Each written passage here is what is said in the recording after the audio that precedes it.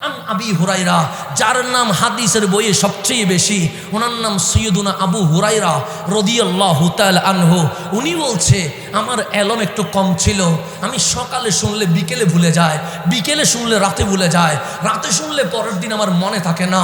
কিন্তু আমি নবীর পিছনে পিছনে থাকি, আমি আহলে সুফা, নবী বাজারে আমি বাজারে, নবী জিহাদে আমি জিহাদে, নবী মসজিদে আমি মসজিদে, নবী ঘরে আমি নবীর দরজায়, 24 ঘন্টা আমি নবীর পিছনে পিছনে থাকি।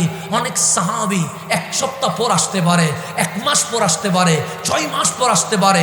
প্রবাসী চাইলে তো প্রতিদিন আসতে পারে না।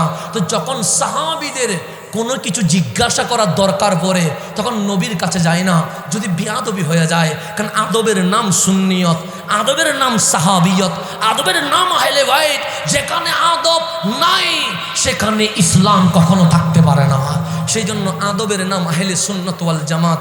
সাহাবীরা চলে আসে আবু হুরাইরার কাছে, ডাক দিয়ে বললেন, আবু হুরাইরা, তুমি তো সব সময় নবীর পাশেই থাকো, এই মাসালাটা নবী কি বলেছে, এই জিনিসটার ব্যাপারে নবী কি বলেছে, এই বিষয়ে রাসূলের হাদিস কি? আবু হুরাইরা বলে, আনা নাসিতু, আমি তো ভুলে গেছি। সকালে শুনলে বিকেলে বলি, বিকেলে শুনলে রাতে বলি, রাতে শুনলে তারপরের দিন ভুলে যায়। তখন সাহাবায়ে কেরাম বলছে, আবু হুরাইরা, তুমি নবীর পিছনে পিছনে ঘুরো কিন্তু কিছুই তো মনে রাখতে পারো না, তো নবীর পিছে থেকে লাভ কি? সরে যাও। একজন জ্ঞানী সাহাবী নবীর পিছনে থাকবে, যিনি যা শোনে তা মনে রাখতে পারে।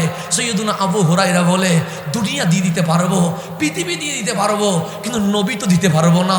আবু হুরাইরার চেহারা মলিন হয়ে গেছে, চোখের মধ্যে পানি জমে গেছে। মসজিদে নববীর কোনায় বসে আছে। আমার নবী ঢুকলেন মসজিদে নববীতে, দেখলেন আবু হুরাইরা কাঁদছে। কামলিওয়ালা ডাক দিলেন, ইয়া আবা হুরাইরা, হে আমার আবু হুরাইরা, খিদা লেগেছে? আবু হুরাইরা বলে, না। ব্যথা পেয়েছো? আবু হুরাইরা বলে, না। কেউ কষ্ট দিয়েছে? আবু হুরাইরা বলে, না। আমার কামলিওয়ালা বলে, কাঁদো কেন? আমার পাশে এসো। সৈয়দুনা আবু হুরাইরা দৌড়াইয়া চলে আসলেন, ডাক দিয়ে বললেন, মন খারাপ? আবু হুরাইরা বলেন, হ্যাঁ। সে কেন?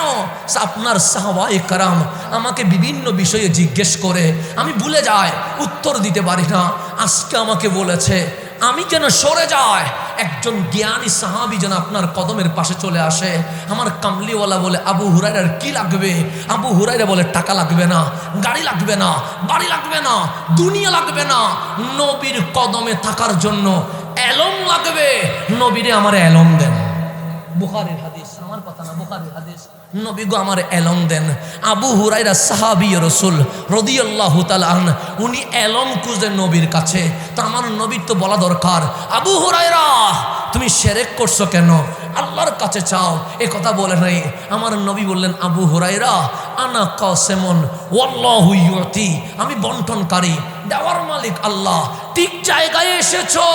আরে যা লাগবে আমারই বলবা, আমি নবী দিব। আবু হুরাইরা চাদর খুলে দাও। আবু হুরাইরা নিজের চাদর খুলে দিলেন। আমার নবী হাতের মুষ্টিতে কি যেন দিয়ে দিলেন, ডাক দিয়ে বললেন, আবু হুরাইরা চাদরটা বুকে লাগাও। সৈয়দুনা আবু হুরাইরা বলে, চাদর বুকে লাগাইলাম।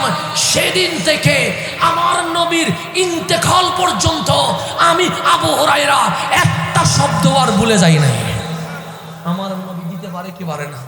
পারে। বুখারী বলছে, বুখারী কি শিরিকের কথা বলবে? বুখারী কি বেদাতের কথা বলবে?